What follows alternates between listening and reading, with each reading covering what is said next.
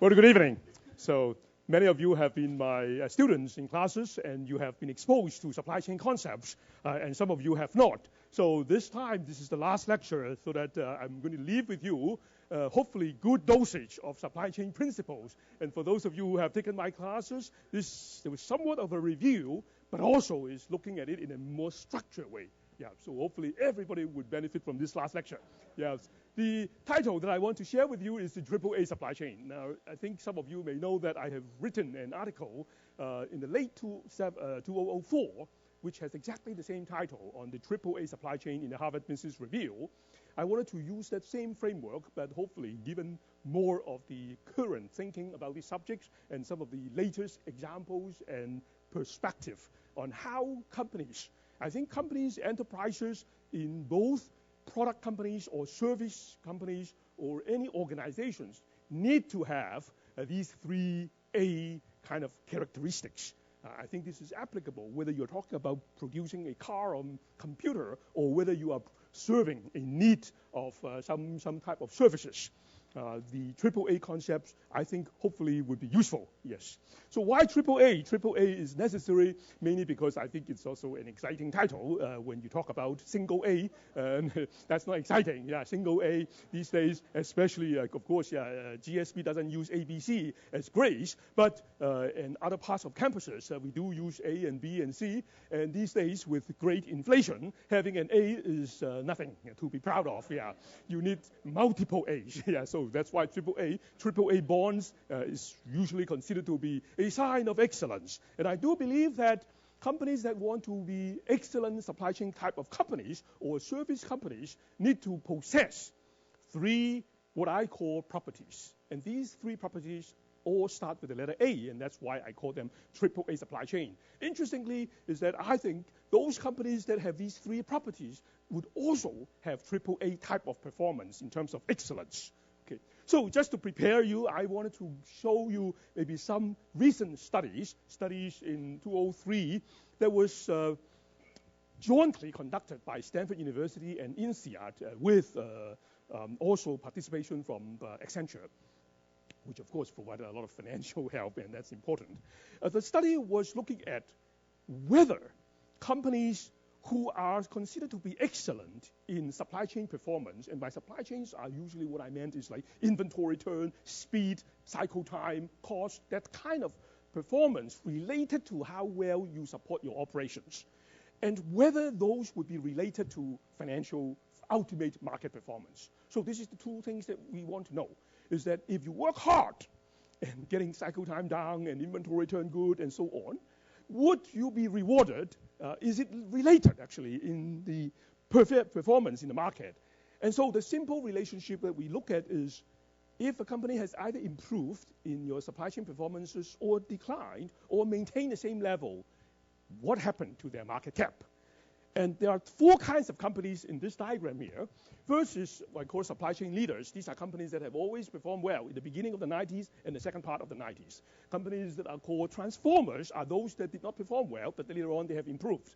Laggards are the ones that have always performed below industry average. And the decliners used to perform well in the beginning of the 90s, but then they have declined.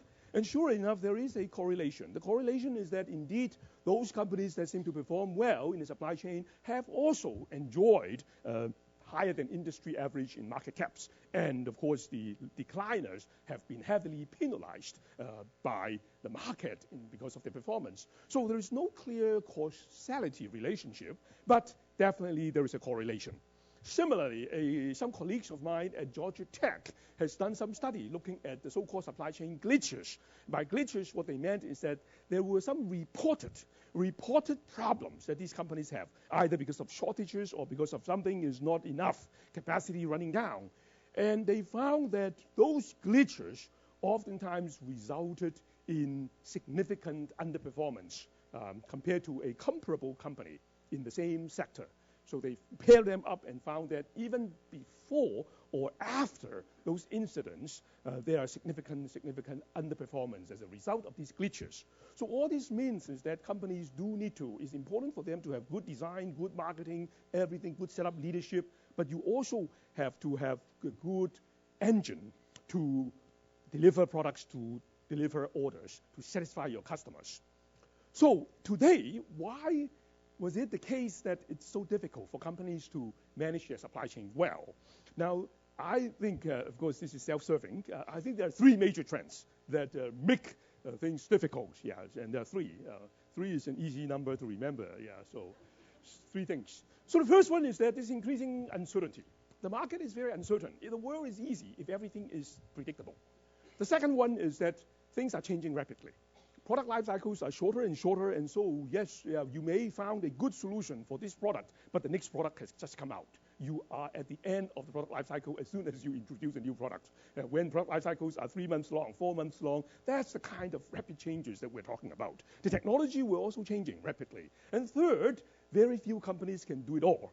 That you have to depend on many partners to produce a product or make a service. And so there are many, many players that you have to depend on, and those players have their own self-interest too, and they may not see eye to eye with you, and you have to make sure that their interest somehow, hopefully, is aligned with yours. So because of these three challenges, that's why I think we need three properties. And those three properties, remember, there is a test at the end of this last lecture series. There's a last exam, which is what are these three? The third, I think, is that when the world is so uncertain, it's very hard for us to forecast what's going to be the next product, next season, next fashion. And so instead of trying to improve your forecasting, maybe we should ensure that we would just respond fast and flexible, responsive. So agility is the first property to replace the ability to forecast well. The second one is what I called adaptability. So when the world is changing rapidly, maybe there is no perfect supply chain that you can speak of. Yes, should we be manufacturing in Mexico or should we be manufacturing in China? That might be the best solution for today. And very rapidly, when you have new technologies and when you have a new product, you may have to adapt to a new way of running your process. And the third one is alignment, meaning that we have to make sure that we have to identify both perhaps performance measures, reward structures, risk sharing kind of schemes to ensure that our partners and we would be synchronized to go north together, to go west together, so that we would not be going in opposite direction. So those are the three that I think are important. So let me elaborate a little more on these three, and the rest of the talk is more about exactly what these three are about and why. Hopefully you'll see why these three properties are important. First one, agility. So agility is important because, as I said, that there is no way you can exactly forecast the world in perfection, given the fact that you have so many products and the world is changing so rapidly. So the best way is to create a responsive engine. Now here, I think is very, very nice framework that I think is useful is the so-called Six Sigma process. So Six Sigma process, which was used in quality control or which is used in general management, is actually quite applicable in defining a responsive and agile supply chain. Six Sigma process says that usually, this is the industry world of looking at what Six Sigma process is about, is to measure. So first measure to see what's happening in your enterprise or your quality process. So you measure. Second is that from measurement, you derive what's wrong potentially or whether things are going in the right direction. So you learn about the process. So once you learn about the process, you identify what could be something that you need to do to fix. And when you respond, you better respond with the right action. So you analyze to know which is the right action, and you must respond fast. Because if you are responding too slow, that opportunity would be over. And once you finish action, you measure again to see whether that action does it, or whether you now enter into a different kind of state. And therefore, when the next time when you go and measure, you are comparing the so-called status quo, which is different from before. So this Sigma process, I think, is a good concept for us to see. Say, if we want to be an agile supply chain, we must measure. We must measure to learn about the changes fast, rapidly. So IBM has called this kind of process, this is an IBM consulting type of terminologies, they call this sense and response, which is the way to do agility, is to sense. Agile means you must know before everyone else does whether there has been some changes in pattern, changes in demand, changes in supply conditions, fast sensing, and also fast response. So sense and response was the key.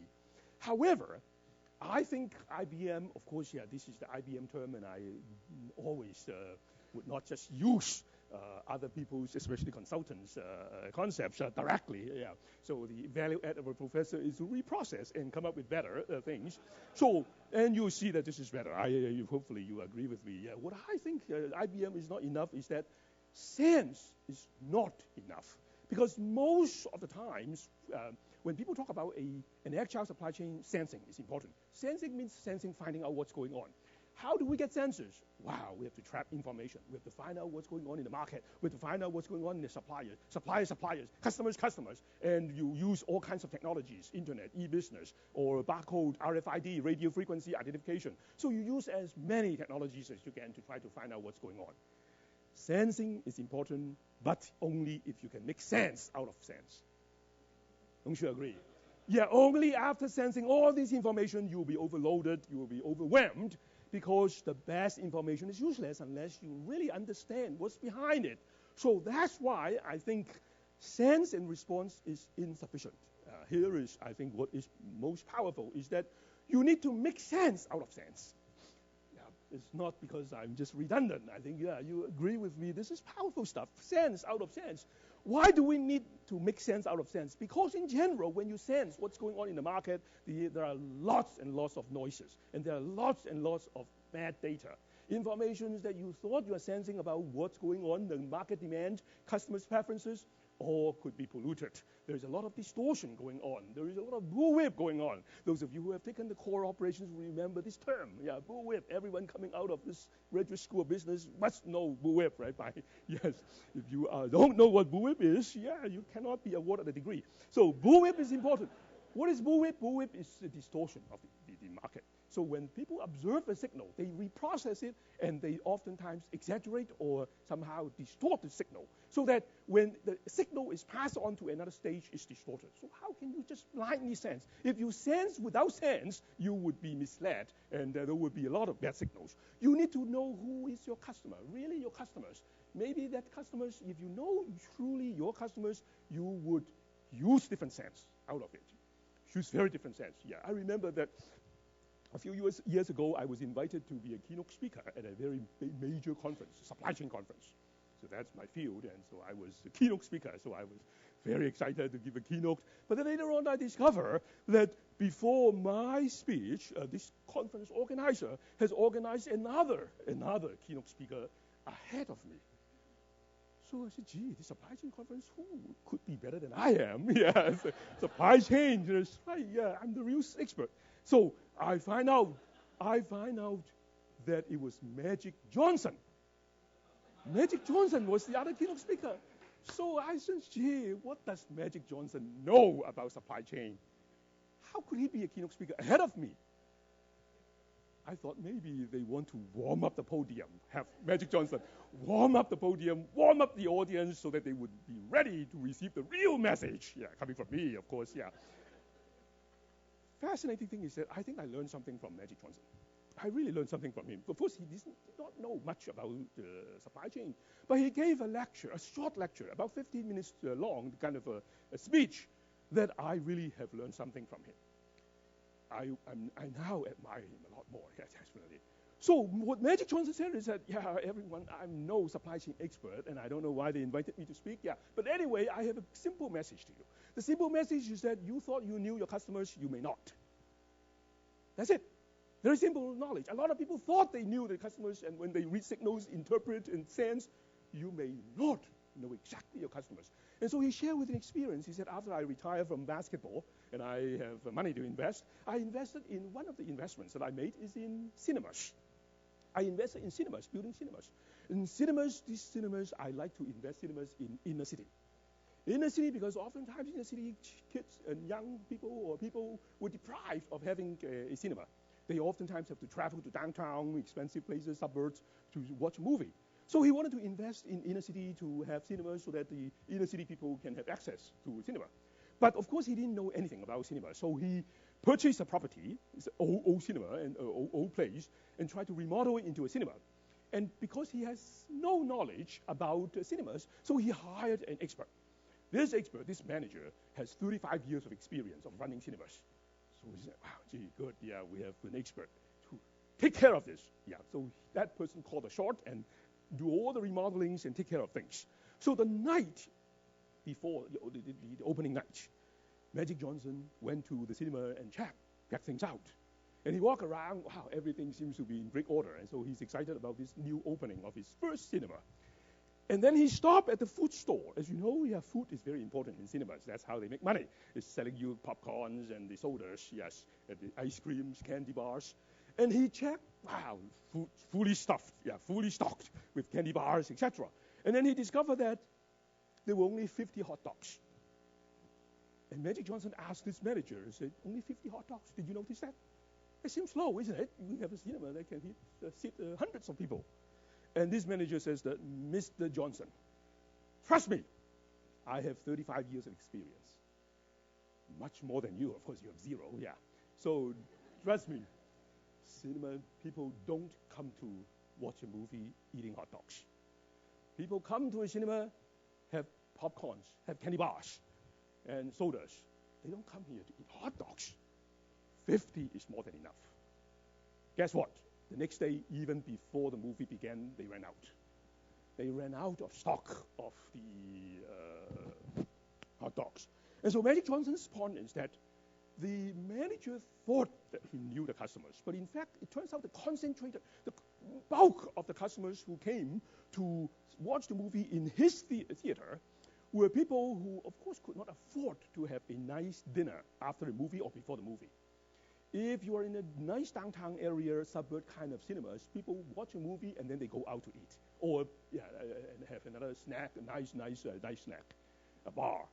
So, of course, while they're in the cinema, they don't eat a meal. They would have just a popcorn or a soda because they are going to have a meal, or either before or after. But a lot of the customers of Magic Johnson's cinema were people who could not afford to have a meal plus a movie. So for them, that entertainment is the movie and the meal must be together. That's what they can afford. And hot dog is a very nice way to have a meal when you spend money already on the ticket of the movie. And so that's a very simple lesson, a powerful lesson. You thought you knew the customers, may not. And that's why you need to make sense out of sense. So here is what I think is a powerful revision of IBM's sense and response. It's sensible sense and responsive response. I like it, yeah. It's very powerful. I'm going to trademark this so that anybody who uses it now have to pay me, yeah. So what is sensible sense? Sensible sense is when you sense information about what's the market, what's the supply, what's the condition. But I must say, just mentioning to you is that you could set up a lot of antenna. So the preparedness means that you set up a lot of antenna to find out what's going on. Yeah, market conditions, we know. Supplier, are they late? We know. But you must make knowledge out of that information. So that's a sensible sense. Maybe some of them are noises you throw away. Don't use it. Sensible sense. So this is the activation part, which is once the data comes in, you have to create intelligence and smartness of it. Second portion is the response. When you talk about response, companies also invest a lot in extra capacity, supplier relationship. But again, until the action happens so that you can indeed respond fast, response is no use. Yeah, unless you can have fast response. There is always, I remember there was a common joke in the Silicon Valley. In 1999, there was a common joke that people say, why do people have to spend so much efforts and money to deal with Y2K? Why? As you know, in 1998, 1999, a lot of companies invested a lot of IT budgets to prepare for Y2K. So the common saying was that, why should we worry about Y2K? What we need to do is to have a very fast information system so that as soon as New Zealand hit Y2K, you have information immediately knowing, did they sink or did they not? Yeah, is the country intact? What is the problem? Yeah, what kind of things we need to do? That is a very interesting, it's a joke, of course. It's a good strategy if your response is so fast. If you can have, in 8 hours, you can change your information systems, then of course, don't invest in anything now. just wait until you watch. If New Zealand doesn't, still the country is intact, then you don't need to do anything. So sense and response, your response is only good if you are responsive, if you're fast. So I think the color portion is the one that most companies miss, which is what I meant, is that you need sensible sense and you need responsive response. So that's about it, So those of you who have taken the course in the information technology course, remember the company Zara. This company is an amazing company, and because I think they are truly an agile company with sensible sense and responsive response. So they are able to get information fast from the market, and they're able to utilize the information to make it into knowing what the fashion trends are, and then manufacture fast, manufacture and distribute fast. Distribution is fast. Distribution is amazingly fast within Zara. Every day they're distributing everything out of 2 distribution centers. And because speed is important, which is why this company has a nickname, or a Wall Street Journal call them fashion on demand. They could create fashion in a quick, short time. Another example is, again, for those of you who have taken that course, remember the 7-Eleven Japan. 7-Eleven Japan is a fascinating, amazing company which also have sensible sense and responsive response. How do they do sensible sense? I'll give you 2 examples, and you would be impressed by this company, 7-Eleven Japan. What they did is that a lot of companies says that, well, sense is easy for a retailer. You just get point of sales data quickly. You get point of sales data quickly and send it back to the headquarters so that we know today 7-Up is selling. Tomorrow maybe Coca-Cola is selling. And then you replenish fast. That's the Walmart kind of strategy, is to get point of sales data fast. Process them, send them back to the distribution center, and the distribution center replenishes fast. So that would be good enough, yes. But 7-Eleven Japan decided that that is just sense. We need to have sensible sense. Sensible sense would be one example that really is truly a very powerful one, and a few of you may still remember, but it's a year ago, so maybe not too many of you will remember. So you will still be enjoying this excellent example now. So what happened is that about 7 years ago, 7-Eleven started to sell very well lady stockings. Pantyhose was selling like crazy. They're very good at selling pantyhose in 7-Eleven Japan. Which of course, to me is weird, right? Why would the Japanese want to buy pantyhose at the convenience store and not at the department store? They were the number 1 in the country, the best seller of pantyhose. A lot of them are selling at 7-Eleven.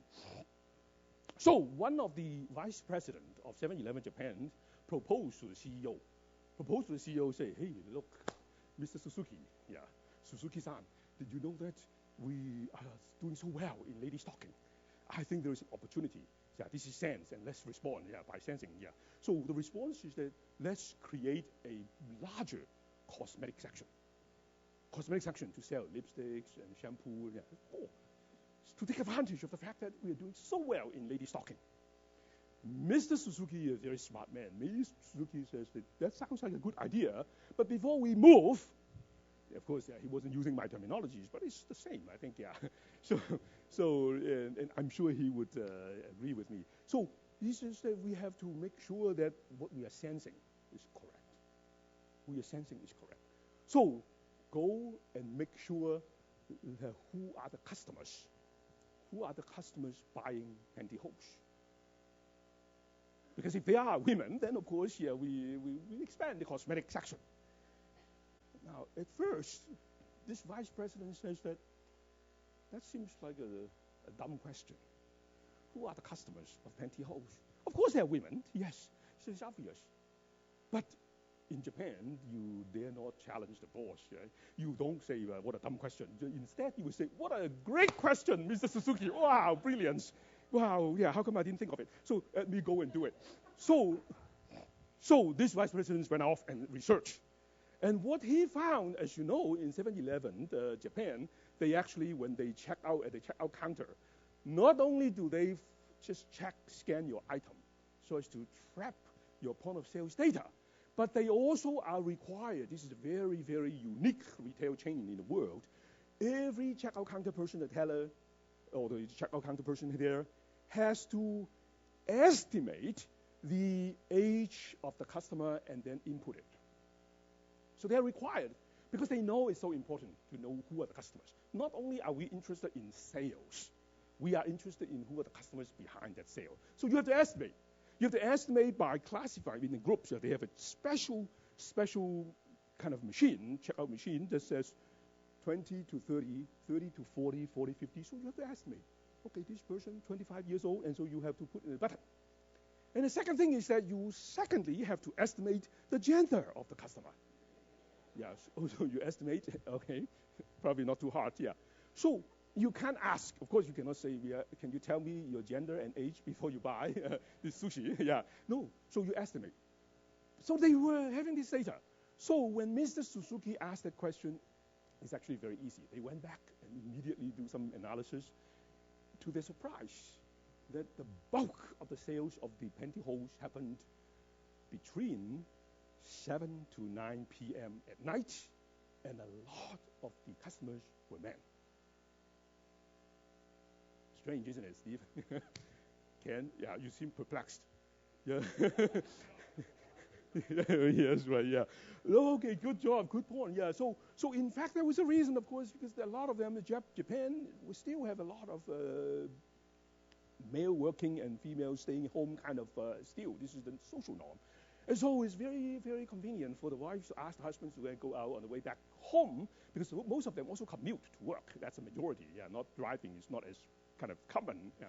So every subway station, train station, there is a 7-Eleven store. So on the way home, honey, yeah, why don't you pick up half a dozen of these pantyhose, black and size 38, yeah, I don't know whether it's numbered. I'm not a customer, you can tell, yeah. So they would shop for their wives, and the Japanese work hard, work very late, long hours.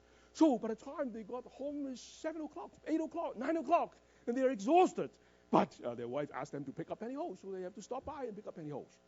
So once they find out this is putting intelligence in the sense, Mr. Suzuki asked the vice president, should we still expand the cosmetic section? No, the vice president says, no need now. Let's move all the pantyhose next to the beer section. Yeah. See, sensible sense would create smart response, yeah. If you are not fast and you are not responsive, you would fall into the victim of what happened to Ericsson in the year 2000 when there was a fire in the Albuquerque.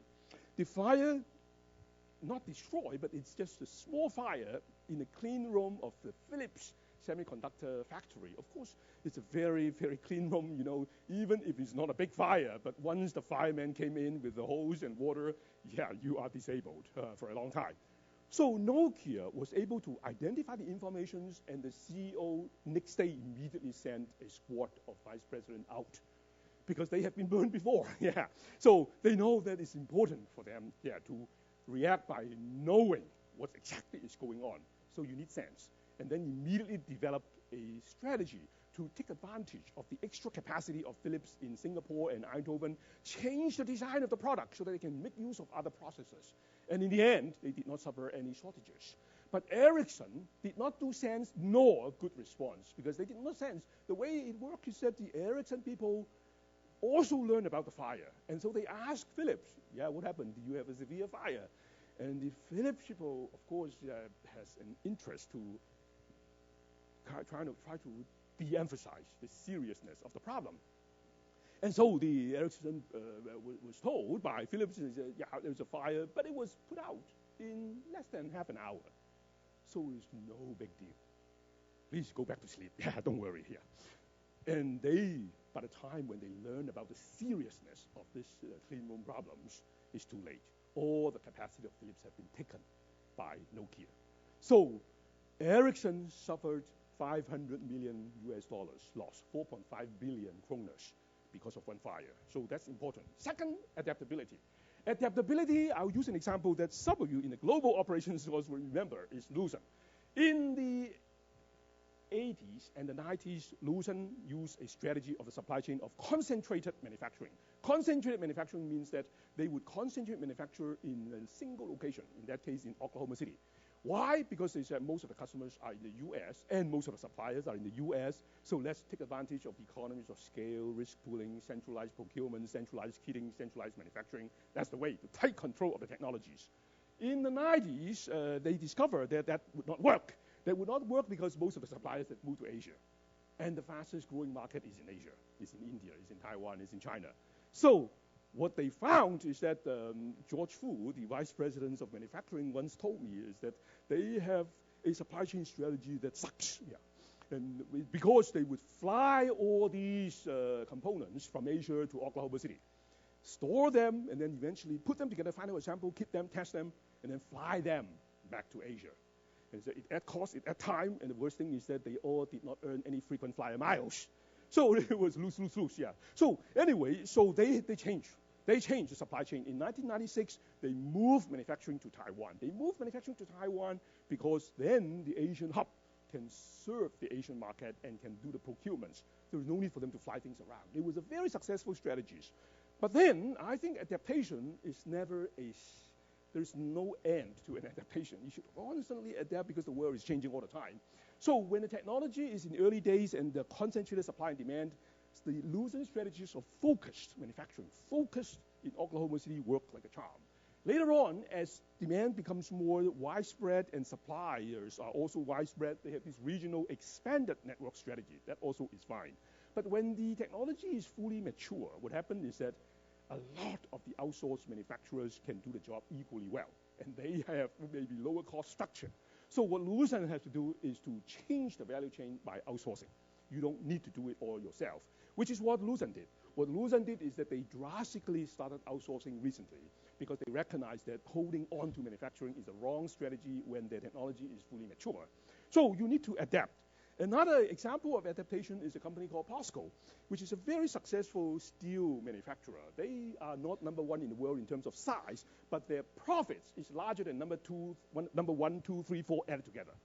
So the largest, they are number 4 in size, but if you add the top five except POSCO, add the total profits, POSCO has larger profit than the rest of them. So this company is successful. Well, there's some very interesting lessons that I think we can learn from POSCO. In the early days, POSCO used a centralized strategy, so-called continuous casting technology. Why? Because that saves energy and also is a very, very good process to enable you to do the steel, manufacture steel, casting, and the mills has been concentrated in Korea. Because the bulk of the demand, of course, in the early days, Korea was going through rapid reconstruction after the Second World War, and so there is significant demand from Korea. But what happened is that today the world has changed. The world has changed because the ingredients, the inputs to making steel is not in Korea. Yeah, they're in Brazil, they are in Australia, and the cost has been going up. So controlling the source is important. Second is that transportation cost has also skyrocketed. And China is hungry for steel, as we all know. And China, even though the supply of steel has increased, but the demand of steel has increased even much higher. So competing with China is very hard. So what POSCO decided to do is that the old concentrated supply chain strategy has worked very well for them, but not anymore when you have to compete for inputs and when transportation cost is much higher than before. So what they did is disintegration. So they disintegrated their supply chain by having now factories forming joint ventures with the key suppliers, iron ores in Brazil, in Australia, where the iron ores are. So they build the iron ore, make them in the crude steel, and then do the finishing in the market being the US and China. Of course, there's some in Korea, but because the big markets, rapidly increasing markets, are in the US and China, why do I have to bring all these iron ore and coal into Korea and build them, and then you have to ship them to China and US? Very expensive. Remember transportation costs. So adaptation is another very important strategy. And POSCO is a successful company because they never just live with a single solution. They adapt. Final A. Final A is very important, alignment. This importance is because as we depend on our partners to make products and services, it's not sufficient for you to say, I am a really excellent company and I do the best operations. Because the weakest link of a supply chain defines a supply chain. If you have a supply chain and some of the partners are not working well, you would be vulnerable. So the weakest link, yeah. We're talking about supply chain to supply chain competitions. And we must make sure win-win. Win-win meaning everyone wins, not just one wins over small wins, yes. So importance to have win-win, absolutely important. So one example is Prius. Prius, of course, is a very successful hybrid that we all know. But when Toyota introduced the Prius first initially, 7 years ago, 8 years ago, Prius was not kind of a sure win. At that time, Toyota introduced a product talking to the dealers. Hey, Mr. Dealers, yeah, we want you to sell Prius. Will the product sell? We don't know. Yeah, it's very risky. Who knows, the Americans, would they care about this fuel-efficient car? It's very risky. And plus, the worst thing is that a lot of the parts were not common with Camry or with Corolla. So there's a separate set of spare parts. Just a battery charger is very expensive. So what Toyota says is that, yeah, retailers, dealers, I want you to sell Prius. We don't know whether the product will sell or not. But of course, once I ship you the Prius, according to the Toyota's agreement, like other cars, as soon as I ship, you own it. You pay me. If it doesn't sell, that's your problem. At least you pay me first. And plus, you have to invest in the spare parts. You have to invest in the chargers and a lot of new equipment. So what happened is that this is unequal risk. The risk is, of course, much higher for the small little dealers compared to a giant company like Toyota, who can absorb the risk much better. So the unequal risk means that Toyota could have their way, because they're a powerful company, and they could say, yeah, this is it, yeah, you have to do it, otherwise I'll kick you out of the dealership network.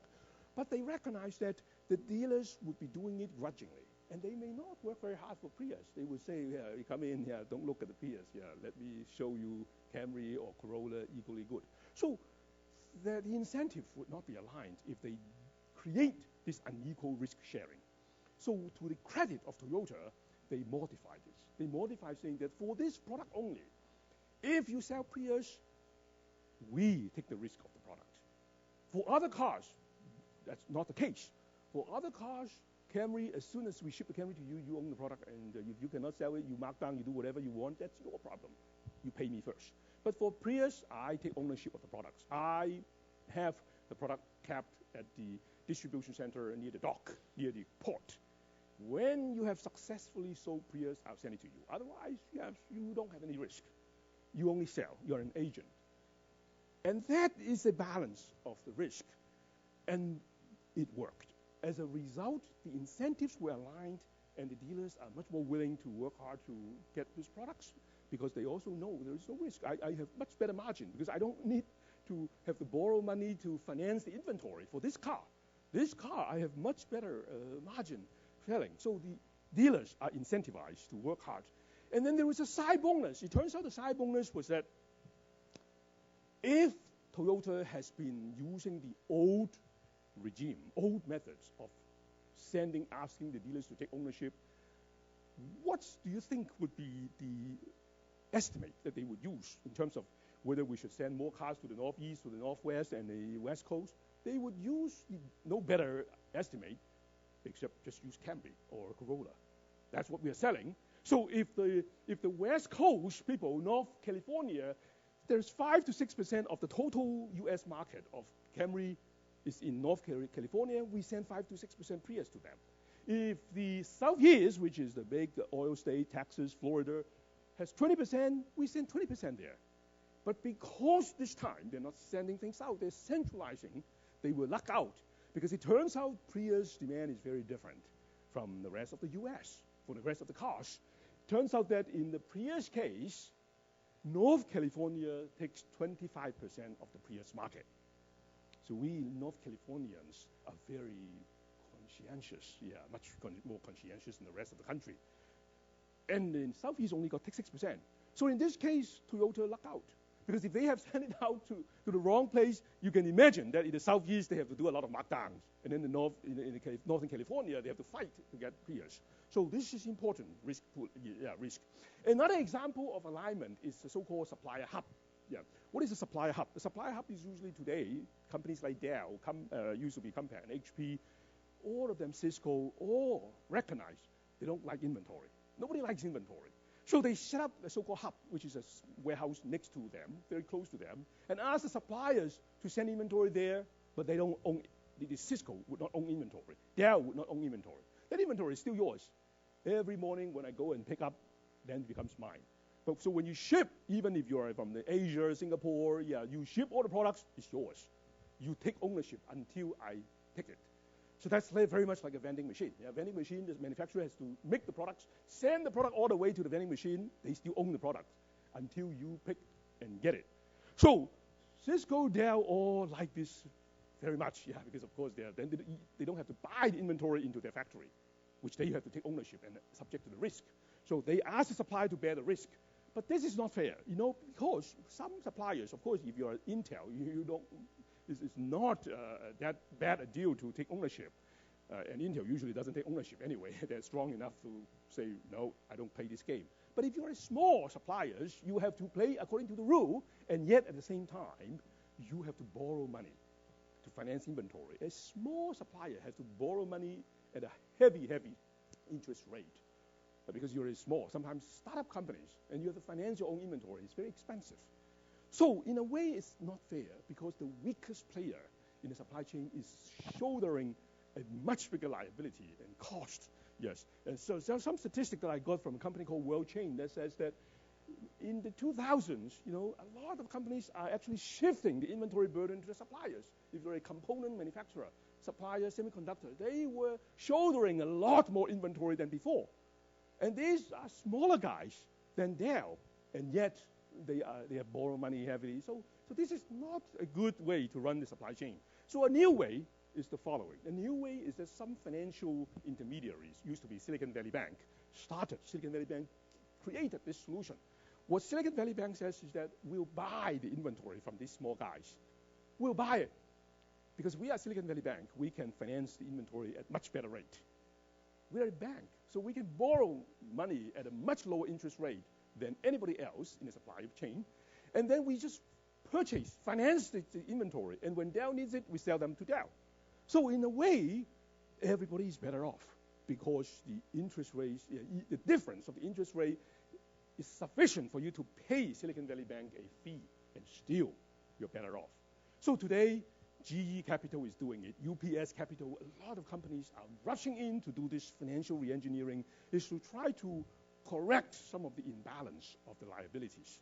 So I think to sum up, and then I want to maybe open up for some questions, is that I think 3A, the first A is important, and the trick to do first A well, agility well, is to do sensible sense and responsive response. Yeah, so don't just sense and response.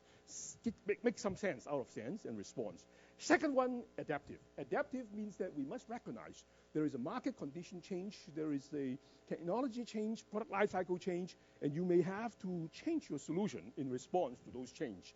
And the third one is alignment. Alignment means that we look at the supply chain partners. Maybe we have to change who is responsible for what. Maybe we have to change the way we share risk, we share cost, and we share reward. Maybe we also have to expand the notion of performance measures. What is a performance measures? Once we are partnered and integrated, we cannot simply say, this is my territory, I measure only within my territory, and that's yours. Maybe we have to have some joint ownership of some performance measures because we're integrated, because we want to make sure we are aligned interests. So that's alignment. So three things here. It's very simple. First, agility, sensible sense and response. Adaptive based on market conditions or product life cycles, technology cycles. Alignment, which is the exchange of responsibility, decision right, sharing risk and cost and rewards, and redefining performance measures. So to me, those are the three properties, and hopefully more companies would recognize these three A's to become AAA performance as well. Thank you very much. Thank you.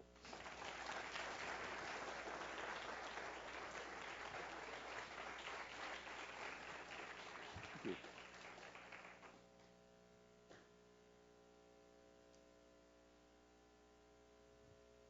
Questions?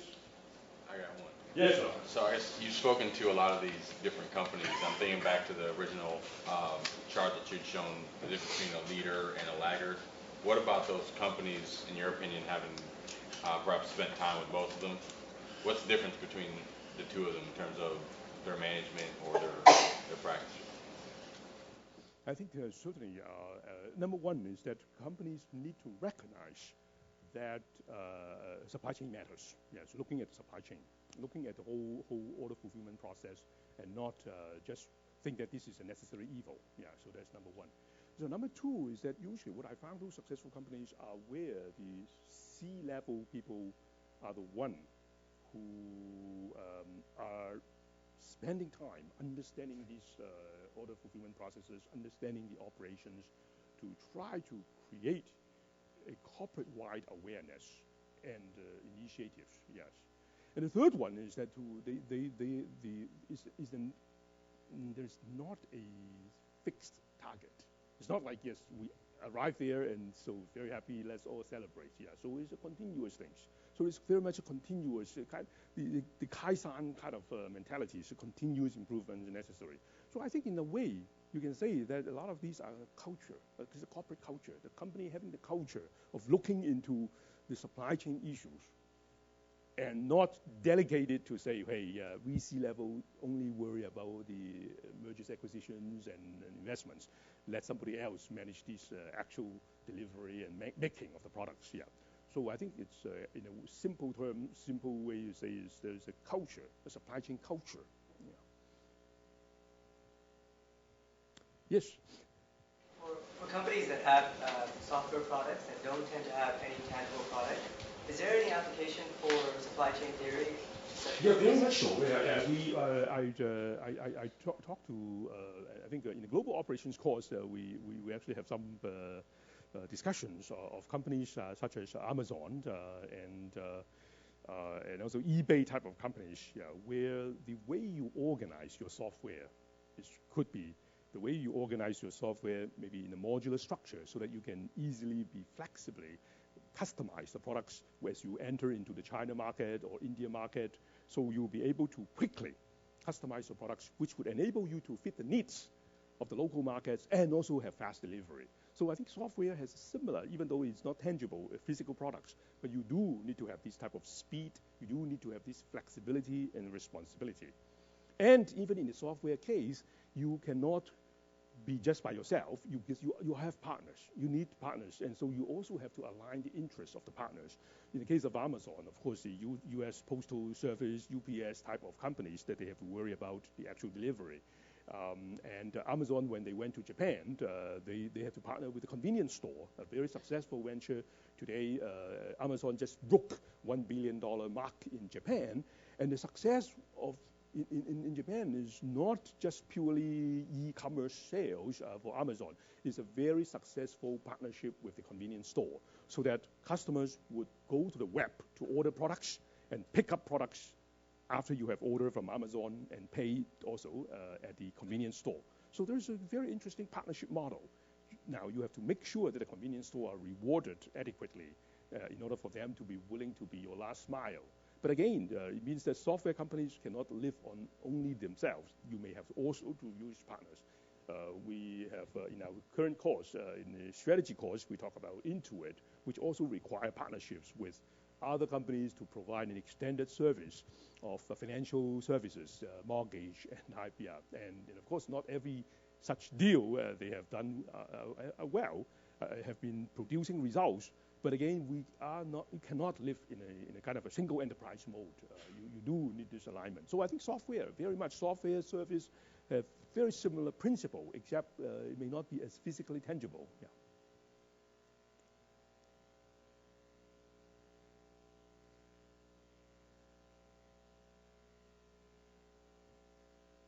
Very good. Okay. Thank you. Yeah.